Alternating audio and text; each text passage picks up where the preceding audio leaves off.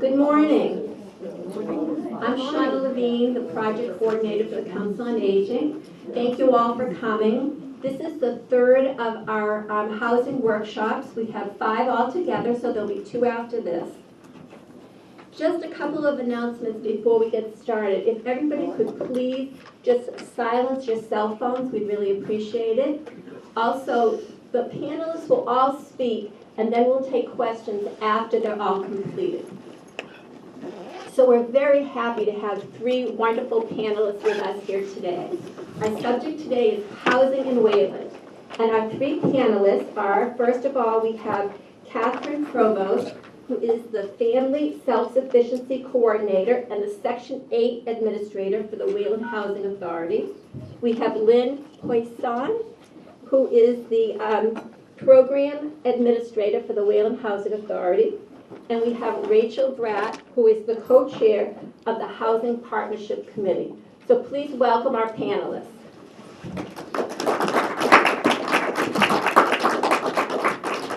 Good morning, everyone. Good morning. It's nice to be here. Thank you, Shauna, for having us, and thank you to everyone for showing up today. We're happy to talk about the role of the Wayland Housing Authority, and we'll go into some specifics about our programs. I have the pleasure of working with Lynn. She and I have been there 10 plus years now. Wow. And I also have the pleasure of serving with Rachel Bratt on the Wayland Housing Partnership. Rachel, who is my mentor for all things affordable housing. It's true. So let me talk a little bit to this handout that I think most of you have, and if not, there are extra copies on the table over there, just to give you a little background, for starters, about the Housing Authority. We're really fortunate in Wayland to have a housing authority. Of course, there are about 200 housing authorities across the state, but some of our surrounding towns don't have the same amount of robust programming that we have. Wayland Housing Authority was incorporated 53 years ago, actually, to provide, its mission statement is to provide, maintain, and administer housing for low and moderate income people in Wayland and surrounding towns. So Lynn and I mostly talk to people from the Wayland community, but also Sudbury and Weston in particular, because again, they don't have the programs that Framingham and Natick offer. We have 3 primary functions. The first is to operate and maintain public housing. The second is to administer a Section 8 program. And the third is to serve as a resource for affordable housing options, including affordable home ownership, affordable rental units, and then of course emergency and or transitional housing. We don't provide emergency housing, but we do make sure that residents have resources that they can access nearby if that is an urgent need. For public housing, we have 112 one-bedroom units for elderly residents and or adults with disabilities. And those are in 2 locations. Lynn will talk a little bit more about the specifics. And then we also have 25 scattered site homes throughout the town of Wayland. They are not identified, and those are homes for families. For the Section 8 program, we administer 81 vouchers, and those are used in the private rental market. And I'll talk a little bit more about the Section 8 program after Lynn and Rachel speak. So one thing we wanted to touch on, because it's a very important part of the program, is what the eligibility requirements are. And they vary between public housing and Section 8. The main eligibility guideline is focused on income. And by income, we mean wages, Social Security, welfare payments that are cash payments, not food stamps, alimony, child support, regular contributions or gifts from family members, and then we do take a small percentage of income from assets. For public housing, a one-person household, I think of this as a pretty high limit, which a lot of people aren't aware of. But to qualify as a one-person household for public housing, the income limit, the upper limit, is now $78,300. Wow. Right? It's pretty significant. And for a two-person household, because of course a lot of our one-bedroom units are occupied by couples, that limit is $89,500. And again, that's just income. There is currently no asset limit, which a lot of people are surprised by too, because we have elderly residents, for example, who might have sold a home in Wayland, and they might have $250,000 in assets. That does not disqualify you from public housing. And same thing for Section 8, but it's a lower income cap. For Section 8 to qualify, a one-person household, the limit is $49,100. These are numbers that are published every year by HUD. And a two-person household, $56,100. Of course, those levels increase depending on household size. Rent for both programs is calculated at 30% of gross income. So if your gross income is $1,200 per month, you should be paying about $400 for rent. And that does include, we do include an estimate for utilities. So your rent might be $300 if we estimate that your utilities are going to be about $100. And always important to point out that we abide very strictly by a non-discrimination policy that forbids discrimination on the basis of age, ancestry, class, color, gender identity, family status, and physical and mental disabilities. So I'm going to hand the microphone over to Lynn, who will talk a little more specifically about her role in public housing.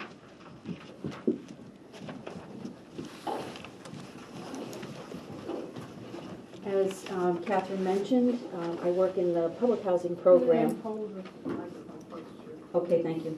I work in the public housing program, and that encompasses two of our larger developments. One is located at Contiguous Village Apartments, which is the renovated school building on Main Street in Contiguous. And the other one is called Bent Park, and that is located on Bent Avenue, just off of West Plain Street. At Contiguous Village, we have 55 one-bedroom units, and at Bent Park, we have 56 one-bedroom units. And these units are for people who are over the age of 62, or for persons with disabilities who are at any adult age with a documented disability. We also have the family scattered sites in our public housing program, and those are 2, 3, 4, and 5 bedroom units, and they are for our families. The application process for our housing, you may find our application on the Town of Wayland's website. The Housing Authority has a significant page there that lists all of our programs, and our application is there, and you can get the application there and turn it into our office. Or if you prefer, you can contact our office and we'll send you a paper application. If you need assistance filling it out, you can always talk to us on the phone or come into the office and we'll work with you to do that. The current wait list for our one-bedroom units for elderly and disabled with a Wayland preference on the application is 1 to 2 years, depending on how many vacancies we get. Our family units take a significant amount of time longer. Those people wait usually somewhere from 3 to 5 years on an application, and those are people with a Wayland preference. And what a Wayland preference is it's given to all applicants who live in Wayland, work in Wayland, have a child in the MEDCO program, have a parent grandparent or child that lives here. So there is if you have that type of connection, it shortens the wait list time significantly. Otherwise, you would just be a standard applicant on our application, and we do house people from other communities that don't have Wayland preferences, but the people here in Wayland do have that opportunity, and it does work in your favor to have a Wayland preference on your application. There are other towns, we are federally funded, I should say, and our federal application is on the website. But if you are looking to apply in other communities, there is an application online for public housing, and it's called the CHAMP, C-H-A-M-P. And in your packet, we've given you information on how to access that online application, and it enables you to sign up for housing in several other communities. You can select all of the communities that you think you might like to live or hear from, should they have something in your category.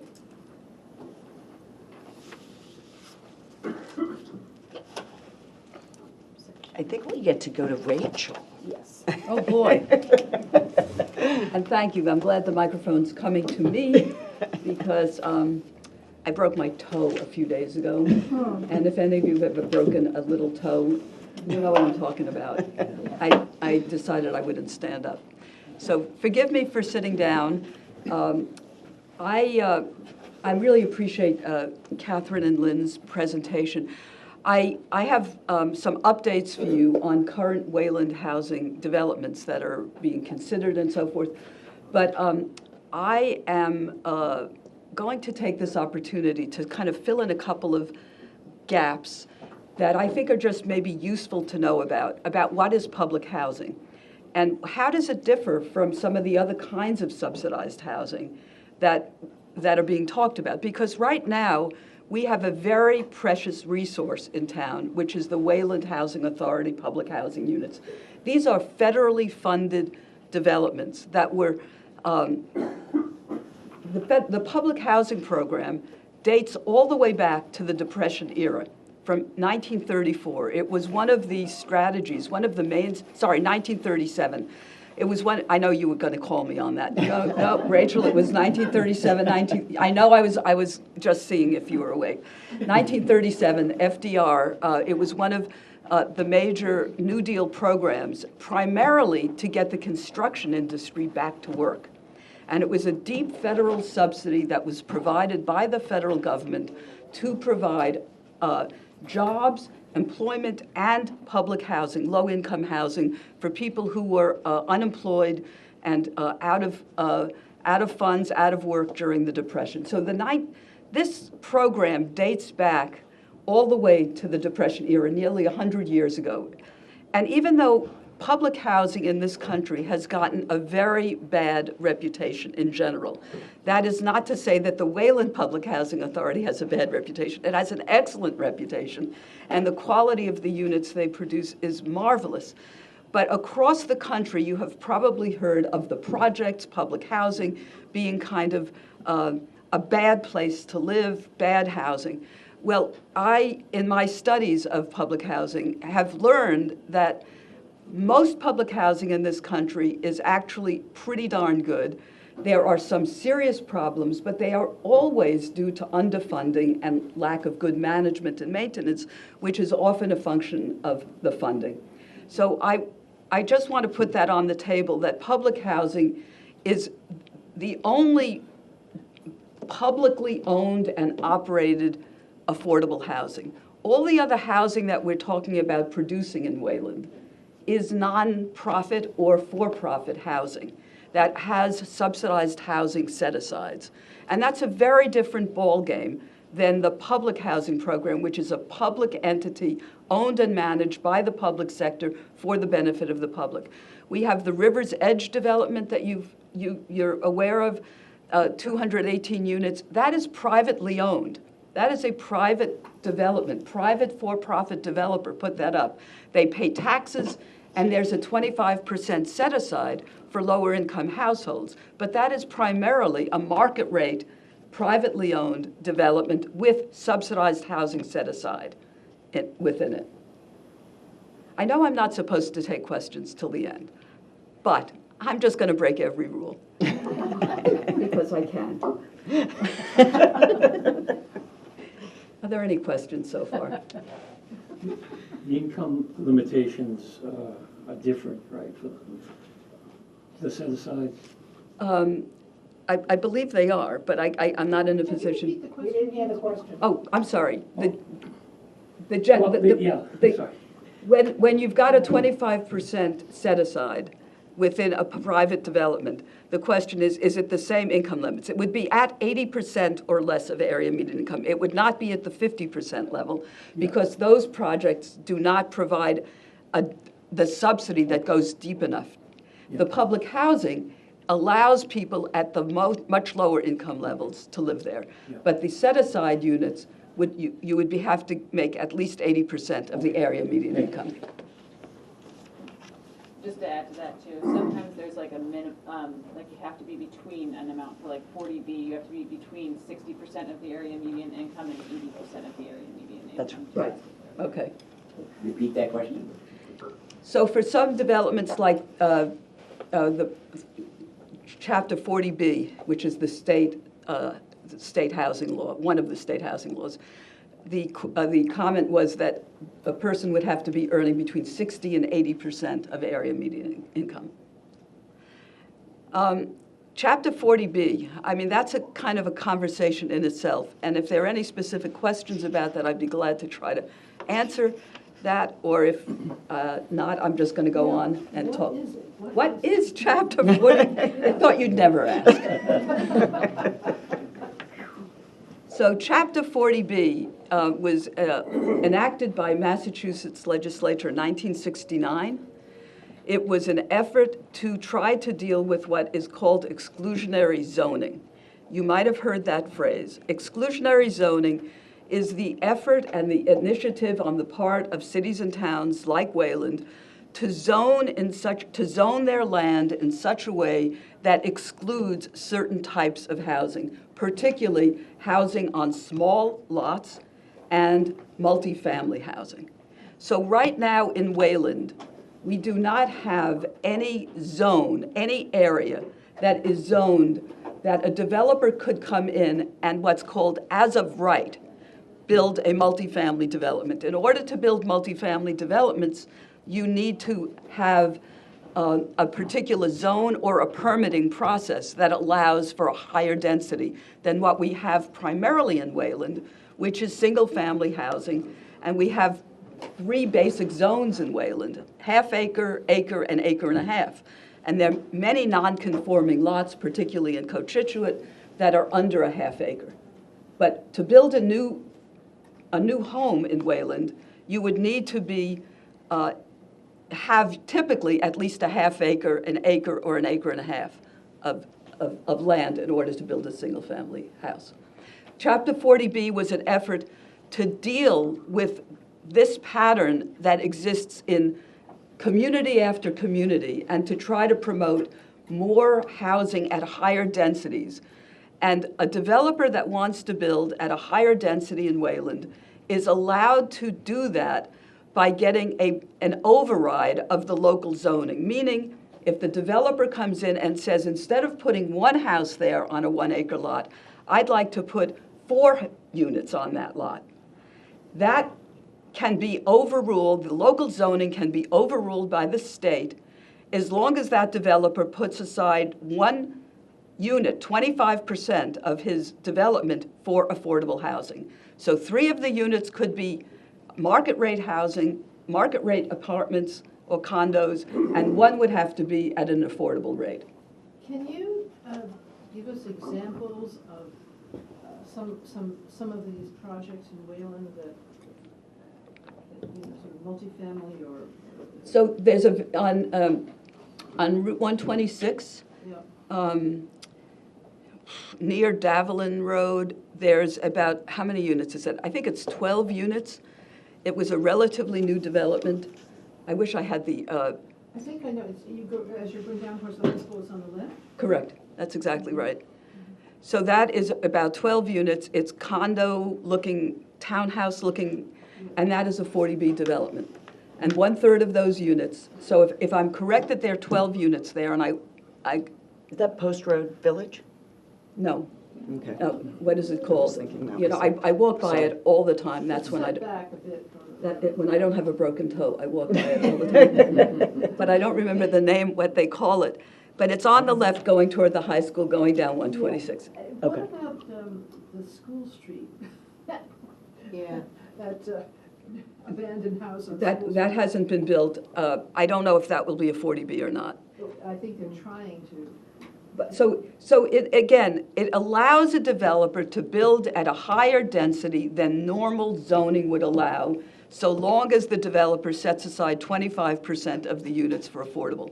Now, the state put in place a threshold requirement that at least 10% of the year-round housing units in every city and town in Massachusetts should be designated as affordable, public housing or 40B housing of some kind. Each town should have at least 10% set aside as affordable housing. Wayland is very, very close to that 10% threshold. And what that allows us to do once we get it is that the state can no longer override our local zoning. A developer can still use 40B process to up the density of his development as long as 25% of the units are set aside as affordable, but the state will no longer come in and overrule the town if the town doesn't want it. So it gives the town a great deal more bargaining power to make sure that the development that we get under 40B is exactly what we think is in our best interest. And that's why you've heard probably some conversation about the importance of this 10% threshold, because it gives us more latitude in bargaining with the developer to make sure that we're getting really what we think is in our best interest in terms of the kind of development that we want, the size of the development, the setback of the development, the look of the development, because the developer knows if we're over 10%, they are not in the driver's seat in exactly the same way as if we were under 10%. Is that clear-ish? Clear, kind of, sort of? Maybe a little? Yes. You use the example of off of Dallas. So if 30% is subsidized, or use your what's the phrase? Subsidized Set low aside. income. Well, yeah. So now a person moves in it and they're there for a couple of years and now want to move. Is there a deed restriction? Yes. How does that work? There's a monitoring agency for every development of that kind that makes, and the housing authority, are you the monitoring agent for that development? Yes. So do you want to describe how that works, Catherine? Sure. So this is affordable home ownership then, right? Right. The deed restriction. Or are you talking about If rental? there's a deed restriction, but in rental, there would also be a restriction. In rental, if you want to leave the unit, you would just do the exact same process you would do in the private rental market. You leave, and then the monitoring agent qualifies somebody new within that 60 to 80% area median income to take the unit. If it's an affordable home ownership unit, then Then there is a deed restriction. then there is the deed restriction, and there's actually a calculation in that restriction to make sure that it stays affordable for the next buyer, and which also has the effect of making sure there's not, a huge profit for the seller.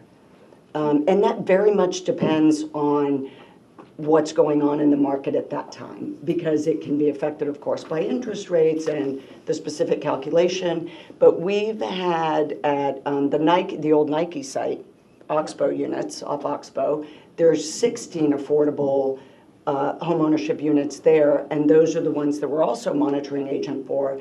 And people contact the housing authority when they're ready to sell, and we tell them what the price will be. They get an approval from the state agency, and then it's sold usually by lottery, because a lot of people are interested in buying a home in Wayland or a townhome in Wayland for $220,000, for example. But other than that, that part of the process is a little cumbersome, But at the same time, it's, you know, the lender and getting a mortgage and all that stuff is just like the process in any home purchase. So when a home is deed restricted, Catherine just mentioned it could be sold for $220,000 perhaps. That would take into account if the owner put in a new kitchen, a new bathroom, those capital improvements would get added onto the basis of the home price, so the person could recoup their investment, but they would not be able to make the speculative gain that people can enjoy when they own housing on the private market. So this is controlled so that the existing owner can enjoy the lower price, and then all subsequent owners can enjoy the lower price. But nobody is allowed to reap the speculative gain, which would be that that kind of home perhaps would be worth $600,000 or $700,000 right now. They are not allowed to sell it for that, the market rate in Wayland. So there's quite a bit of debate about whether that's a good idea or not, because it prevents the homeowner, who might be lower income, from enjoying capital appreciation, wealth accumulation that can be passed down to other generations that many middle-class people are able to enjoy by owning their own home. But that is another conversation that I will not get into now. Another question, yes. Do Wayland, state-owned housing units, do they have an issue with the underfunding by the state of operating expenses? When you say state-owned, I'm not sure.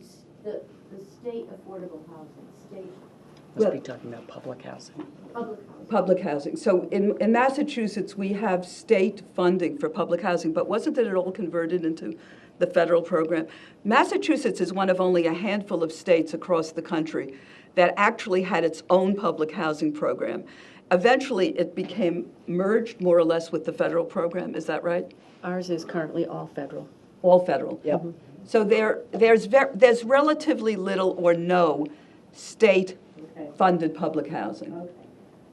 Okay, so one more question, and then I'm going to actually talk about what I'm supposed to talk about. Oh, I'm sorry. No, that's okay. That's right, we're getting toward the end here, okay, thank you very much. We're not, The yeah. Andrew Avenue apartments, do they fall into anything here that we're talking about? Andrew Avenue? Oh, that is River's Edge or Alta Oxbow, right? In town center. Oh, Town Center. Yes. Yes, I'm sorry, it all gets, Merged. yeah, it all gets merged, and I'm trying to think of why I was, because the Alta Oxbow is Boston Post Road address, and the Wayland Town Center is Andrew Ave. And yes, those are all deemed affordable units. They're only 12, they're all one bedroom, and they're above light retail. And they're at the 60 to 80% area median income threshold. So basically, you can't make, if you're one person household, you can't make more than $78,000, but you really have to be making enough such that you're not paying more than 40% of your income toward rent and utilities. So it can be a somewhat narrow window. The good news about that qualification is that if you do have assets, we do take that into account. When we're screening residents, you are able to take that into account to deplete your principal in order to pay rent. So it gives a little more flexibility around that 60% level. And we manage that wait list, so, and we can be contacted anytime for an application. Okay, so I am supposed to go through the list of the current projects that you might have heard something about. I miss the town crier for all of its defects. I actually miss the town crier, even though it was getting very expensive, wasn't it? But anyway, it doesn't exist, so we have to be nice. St. Anne's Village.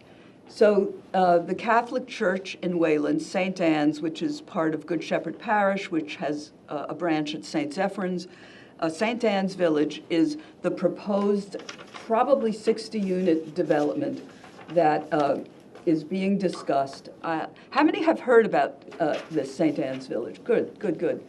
So this is a development that this was an idea that was proposed by the priest at Good Shepherd Parish, Father David O'Leary. He was on the housing partnership at the time. Catherine was probably at that meeting.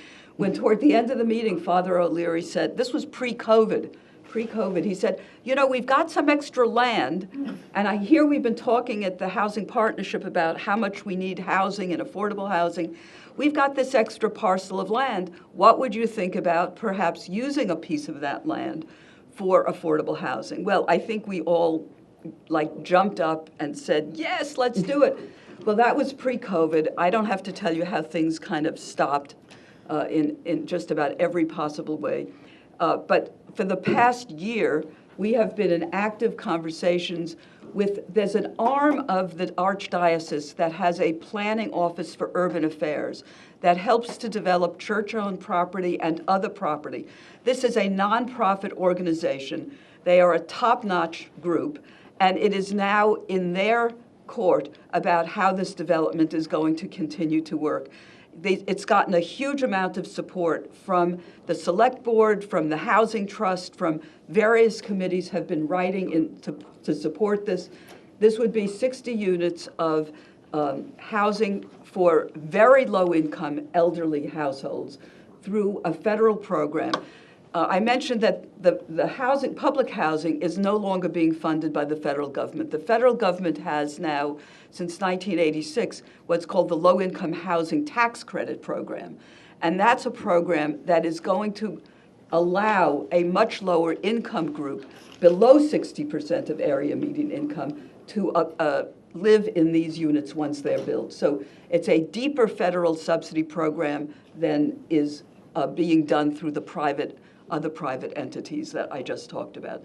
So that's the first one that I think it's really going to go forward, but it's going to take quite a number of years. I don't think we're going to be breaking ground anytime soon, because to get these tax credits from the state, it's federal tax credits through the state, we have to be allocated the tax credits, and it can take a year or 2 years in the application process before our turn comes up. So it might take a while, but I think that project is going to go forward.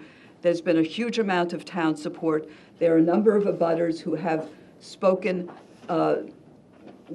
bringing up some very important concerns that the developers will try to deal with in terms of screening and trees and other ways to mitigate the look of taking the woods and converting it into a development. So this, just visually, if you're looking at St. Anne's from 126, the high school's on the right, the town center's on the left. This is a parcel of land between the priest's house, which is to the left of the church, and Windy Hill Road, which is just a little bit up the road. So that's the first one of St. Anne's Village. The next one is Mill Village, Whole Foods Plaza. Oh, gosh. What can I say? So I'll tell you what I've wanted to see there. I love this. Catherine, you know what I've wanted to see there. She's laughing. It's okay. I don't mind being laughed at. I'm of the age where it's okay that everybody laughs at you. But it's such a good idea. I would like to see a carousel there. I would like a carousel right in the town center. I would love some kind of use that would bring fun, enjoyment, people, ice cream cones to the town center. Something different. We've got so much retail in the new town center, but that doesn't seem to be working too well. I even spent one morning a year or so ago on a website looking at how much a used carousel costs. So that I don't know, that's not going to happen. The person who wants to develop that has proposed 172 units, 25% affordable, at 80% of area median income. The sense of the town is that this is both too large and too dense. And there are all kinds of flooding problem potentials. I mean, those of us who've lived in Wayland for a few decades, I've been here since, Like 1977? Before that. Okay, 78, okay. You know what I'm talking about. 66, Wow. okay, I defer to you. I'm no longer a newcomer, I guess. But we know that Pelham Island floods. We've seen Pelham Island flooding. We know that's a problem. So this is a complicated site because it would be right next to Pelham Island. It's a very big development. It's very dense. And I think there was a hearing on Mill Village. The Select Board held a hearing a couple of weeks ago. I think it's fair to say that the Select Board and other members of the town government are really wary about it being such a large and dense development right in the center of town. I think a lot of us would like to see if we can't have a carousel, which really, how many would like a carousel there? Take the grandkids for, I mean, look, how much fun would that be? I think we have to dedicate it to Rachel. A gazebo, ice cream? Yeah. Okay, aside from the carousel, I'd love to see some mixed use there, you know, some shops, some smaller stores, something, and some housing. I'm good with some housing, but a mixed-use kind of development as opposed to a very, very dense development. But unless we're at that 10% level, we will not have much say about this if the developer goes forward with this plan. The developer wants this to be what's called a friendly 40B, where the town has a great deal of leeway in this conversation. But how friendly it's going to be if they're going to maintain their 172 unit threshold, I don't know. I don't think it's going to be that friendly. I don't think the town will go along with it. Rachel, Did somebody else want to say something? Yeah. just, your math is boggling me, because you initiated, but we're so close to the Yeah. 10%. We Right. just got to get over it. Yeah. And I heard that before Oxbow, right? So that's 250 more. Now we're talking about Mahoney. you mean- So yeah. that's more. This is 172 more. How, doesn't sound like we're close if we continue to allow more and more. The numbers, help me with the numbers. They don't make sense. Well- What is the percentage, in other words?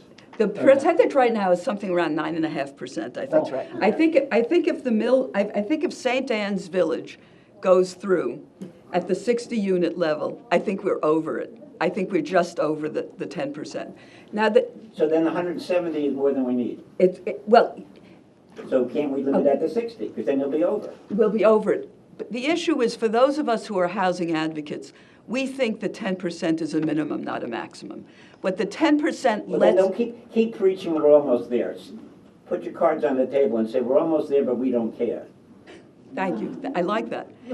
We're almost there, but we need to keep building good, affordable housing. We need to keep our eye on the goal to do more affordable housing. The goal of getting at 10% is it gives us the ability to tell them we don't want 172 units on that site. We want, let's say, 42 units and shops and other things there, and maybe a little carousel. But that would be us in the driver's seat. The town, if we're over 10%, we could put together, let's say, a concept plan that lays out what would our ideal look like for that site. This is a very important site. This is right in ours. You know, I know we have a town center, but we know that it's not exactly in the center of Wayland. It's sort of off, 27, it's off 20. It's not exactly what you see when you're driving through Wayland. That Whole Foods Plaza is the center. What would we most like to see? If we are over 10%, we can be in the driver's seat of potentially what we could permit and allow. And that's what, the numbers are tricky. And if I had more time, I would, and they also change every 10 years because the denominator, how many whole year-round housing units, is what the basis of the 10% is based on. So the denominator changes with every census. And right now, I don't think, believe it or not, we're in 2023. I don't think the 2020 census numbers are out yet. I don't think so either. And I will say, prior to River's Edge, Alta Oxbow, I think we were only at about 5%, Rachel? So River's Edge made a huge difference. Yes, we were in the getting us. 4.5% range. Yeah. River's Edge was a huge boost because here's a little quirk, and you don't really have to remember this, but You might have already noticed that I'm really into affordable housing issues. So here's a little factoid that you might want to know, or not, but I'm going to tell you anyway. In rental developments, even though only 25% of the units are affordable in 40Bs, all of the rental developments count toward the 10%. So in River's Edge, there are 212 units, only 25% are affordable at those 60 to 80% area median income, but all 212 count in terms of the subsidized housing inventory that the state keeps. Okay? So that's part of the conversation. In public housing, all of the units are affordable. All of them count toward the subsidized housing inventory. If you've got a home ownership development, only the home ownership units that are affordable count. The market rate home ownership units do not count.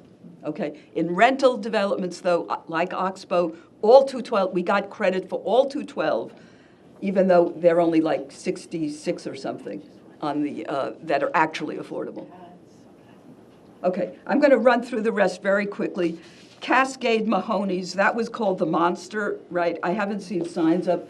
That could be as many as 60 units. Here's another development that could be as many as 60 units. That would be 1/4 affordable.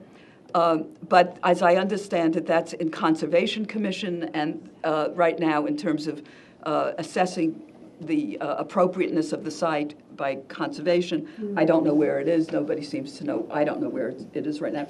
Launch Away was something we were very excited about. These were old military ranch houses. Anybody live in that area near the Oxbow side?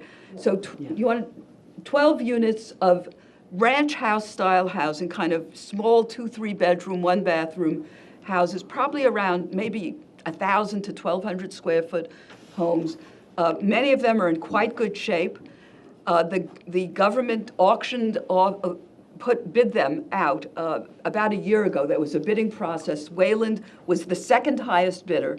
We almost got these units. We would have loved to have them as 12 affordable home ownership units, but we lost out to another company that wants to use those buildings to train students in the construction trades, and then the houses would be sold at market rate after they do kind of plumbing, electrical, roofing, new kitchens, new bathrooms. They would be modest, relatively still modest homes, but in a very desirable neighborhood in Wayland, and they would be selling at market prices at probably $700,000-800,000.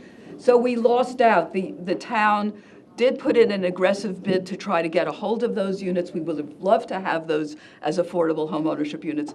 The last I heard from the town planner, Robert Hummel, he said the developer hasn't closed on that yet, meaning we still might have a shot at it, but at the moment, we don't have that. That's really all. I'm done for now. What about School Street? What's going on? I don't know what's going on. It seems to have been, I mean, maybe somebody else has more information. What did she ask? School Street. This was a development that I first heard about pre-COVID. It was like 12 units, I think, in 12 that. units on 1 acre. On 1 acre. It was very dense. It was a lot of units. It's right across from the villa. I haven't heard a thing about it. Every time I walk by there, the property looks more and more kind of derelict and vines and grow. So the answer is I don't know, and nobody has been able to tell me if there's anything going on with that. Yes. At Rivers Edge, I've heard, rumors about vacancies. As far as the affordable housing units, are they all spoken for? Do they fill those? I believe all the at River's Edge. I believe River's Edge is all rented up. The affordables are full. It's a pretty short wait list, though, because they just recently filled the last 1 bedroom. And, contact us anytime. All of our information is at the back here, and I can tell you who is managing that wait list. I think we should move on to, Catherine was going to talk about I'll Section 8, yeah. and then we can open it up for questions as well. Can I just say, do you see why Rachel is my mentor on all things affordable housing? She's like the Doris Kearns Goodwin of affordable housing, because Rachel knows all the history. So I do want to point out that Lynn and I both live in Wayland too. I think you've been here longer than I have. I've been since 94. 83. 83. So we're really passionate about this community and affordable housing as well, for what that's worth. I did want to touch base on the Section 8 program. This is another federal program, and we have the 81 vouchers allocated to our housing authority, and that is unfortunately, very long wait list also. We do have a Wayland preference, which is huge, because the wait for a Section 8 voucher with a local preference is about 5 or 6 years. I will say, when I started at the Housing Authority a decade ago, it was only 1 year. That speaks to the dearth of affordable housing in the state of Massachusetts. But if you do not have a local preference for Section 8 voucher, it is about a 14-year wait, which is pretty phenomenal to consider. The voucher enables someone to pay 30% of their income, as we talked about earlier, and then the federal government through, in our case, of course, Wayland Housing Authority, we pay a housing assistance payment to the private landlord, making up the difference between the 30% of the resident's income and that rent being charged. So to put that in perspective, the 55, 60 units at Alta Oxbow that are deemed affordable, those work great with the Section 8 voucher for people who don't make 60% median income. I would guess that a quarter of the affordables are leased to people who have a Section 8 voucher. And that would also be the case, Susan, to answer your question about other developments in town. Another one that has 13 affordable units is Commonwealth Residences, right there on Route 30. Near the Goddard School. That's 52 units and 13 are affordable. And again, a great place in Wayland to use a Section 8 voucher. The Section 8 program has a centralized application. You can certainly submit a paper application through the Housing Authority, but you can also log in and pretty easily do that online. And it will automatically pop you up on our wait list if you have a preference. And that link is in our packet. Most of our voucher holders do lease up right around Wayland, hopefully in Wayland, but many are in Natick, Framingham, Metro West. And finally, before making sure you all see the staff contacts at the back of this packet, I just want to mention how seriously we take our commitment to being a resource for residents when it comes to all things affordable housing. So if you're interested in updates about specific properties, or if you want to know, for example, who is managing the wait list for Commonwealth Residences, or Wayland Housing does it directly for the ones at Andrew Avenue, call us anytime. We didn't even close during COVID. We were there 5 days a week. Well, Lynn was there 5 days a week. I'm there 3 days a week. What's that number on that? Call anytime. So at the back of your packet, we have staff contacts and our extensions. And we also have, and I have to say that unfortunately our fabulous executive director, Brian Bozier, who's been at the Housing Authority for 34 years, was unable to attend today. So he's the first contact at the back, and he helps us manage a notification list. So many residents will call us and say, hey, if there's ever a resale at Troutbrook, could you let me know? Or if leasing starts for Alta Oxbow, could you let me know? We will be sure to keep your email on a notification list and let you know when we have more information to report. We did put at the back a link. This came out during COVID, and it's a really helpful resource, which is Housing Navigator MA. It is the state's database for all affordable housing units statewide, and it will tell you who to contact, how to get on a wait list, whether or not it's currently accepting applications or a wait list. And then finally, just to touch base quickly on what I mentioned earlier, which is emergency housing, we tend to make sure people follow up for emergency housing with SMOC out of Framingham. SMOC is South Middlesex Middlesex. Opportunity Council is the regional housing authority, and they manage emergency shelters and if there are any emergency vouchers, which there are not at this time. And then finally, Mass 211 is a wonderful resource for housing, shelter, childcare, mental health, everything. As Lynn knows, I actually work at Mass 211 when I'm not at Wayland Housing Authority, and I can attest to the fact that it's a great resource for almost everything that's not 911. So that is it for my part. And Sean, I think you wanted to open it up for questions? Sure. Or any other questions, I should First say? of all,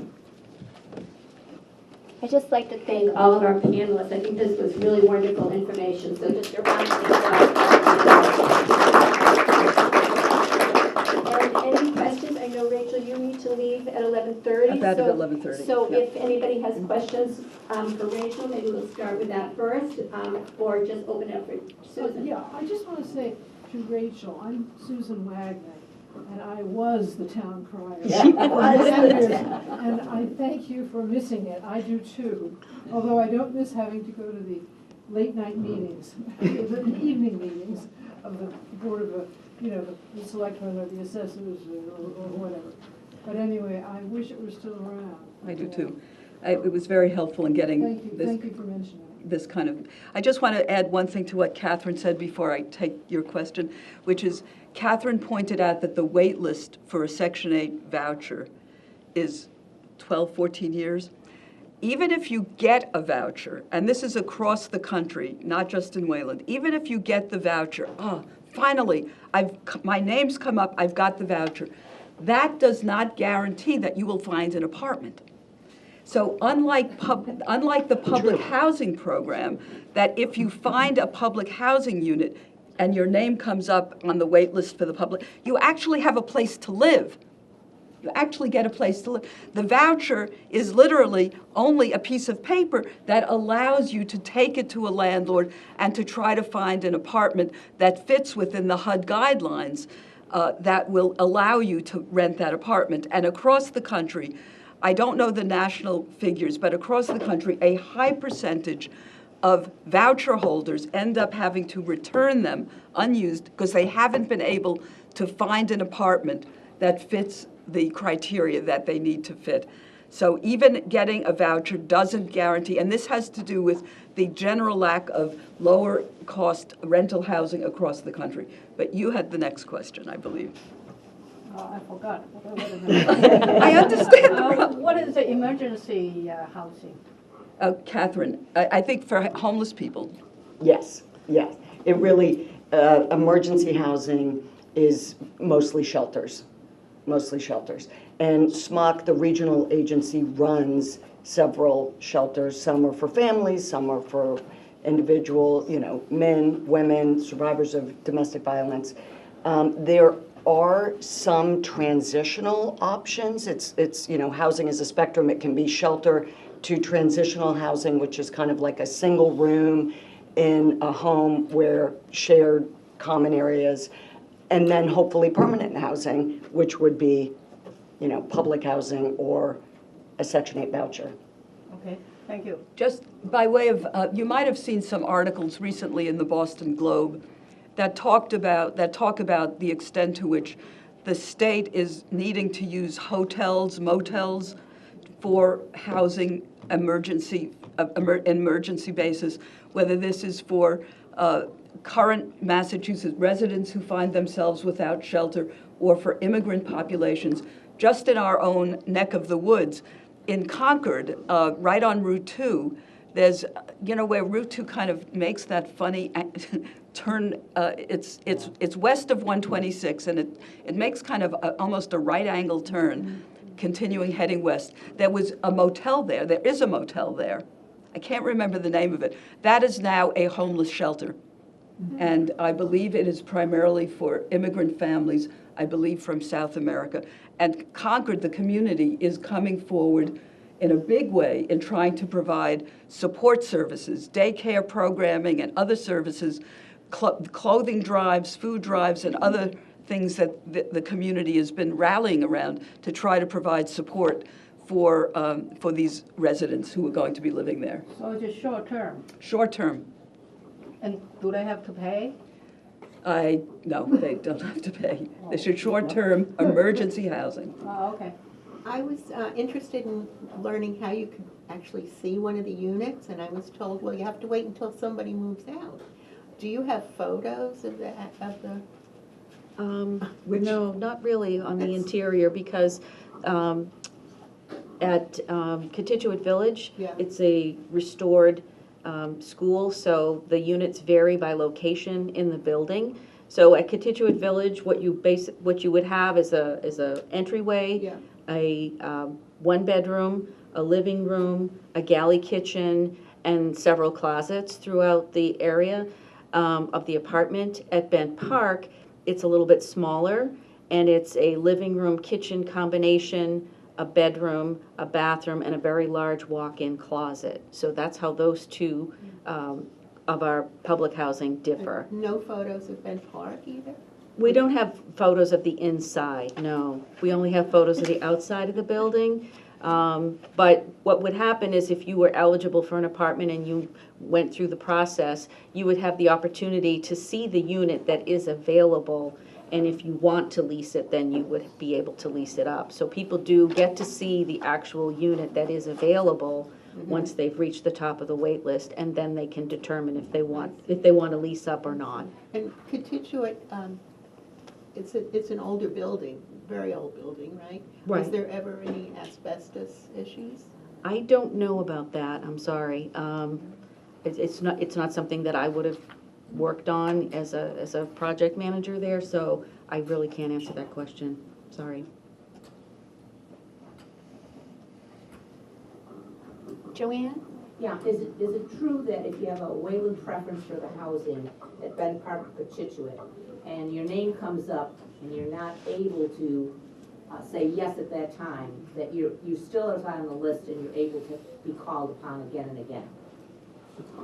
What happens if you turn down an opportunity, you can stay on the wait list, you still have your Wayland preference, but you go to the bottom of the wait list of the Wayland people who have a preference. So that could take a year or two for you to make it back up to the top, but you can turn it down and stay on the wait list for a future opportunity. Thank you. Also, you were talking about rental and about utilities. Is there a separate rental, and do you pay for some utilities at either of these locations?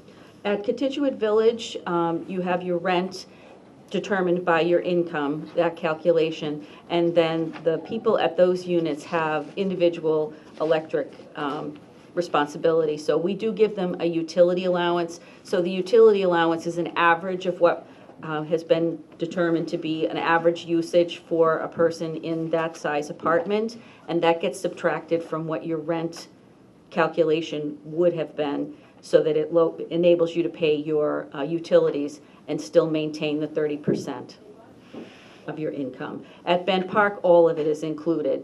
It was, Bend Park is a little bit older part of our program, and when it was put into effect, they didn't have any individual electric meters for the apartments. So everything's included in the 30% rent calculation for that location. Thank you. I just want to underscore something that Catherine said about the Housing Authority being a resource for all questions related to housing. And Catherine mentioned this Housing Navigator website that she lists at the end of this handout. So Massachusetts has a lot of housing that's affordable to lower income folks. And we have an amazing number of nonprofit organizations that operate very good quality housing, private for-profit developers that have set-asides in their units for affordable housing. And this Housing Navigator website can guide you to other options besides Wayland. So even though you would not have local preference in some of these other communities, there might be opportunities beyond Wayland that might fit your needs very, very well, because there are a lot of resources here.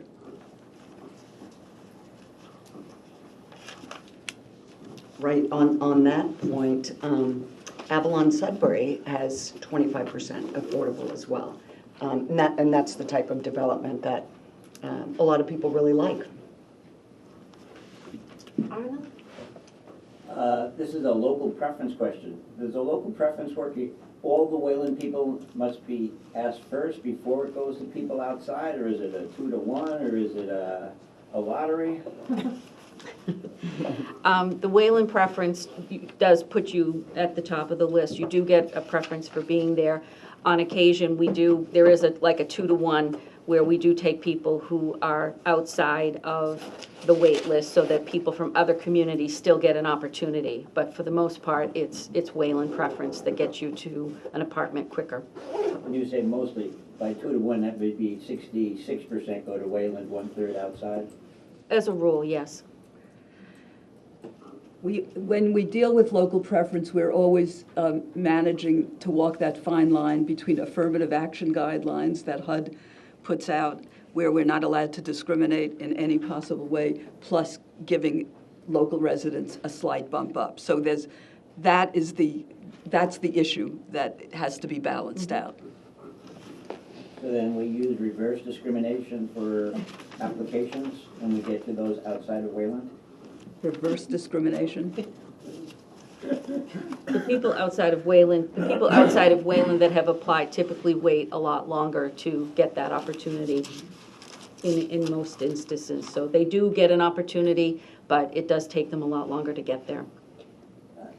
Then it's not 2-to-1. I mean, if you have 3 people in a year, 2 would go to Wayland, 1 would go to outside. Why does that? Well, when we screen for applications, we do several people at a time. Not everybody qualifies. So it really varies by each individual instance. We go to our wait list. The wait list is when someone applies, they're time stamped, they go in on their date, the actual time that the application came in, and that gets registered on our database. And that's how it starts. So if you don't have a Wayland preference, you're not going to move to the upper part of our wait list for quite some time.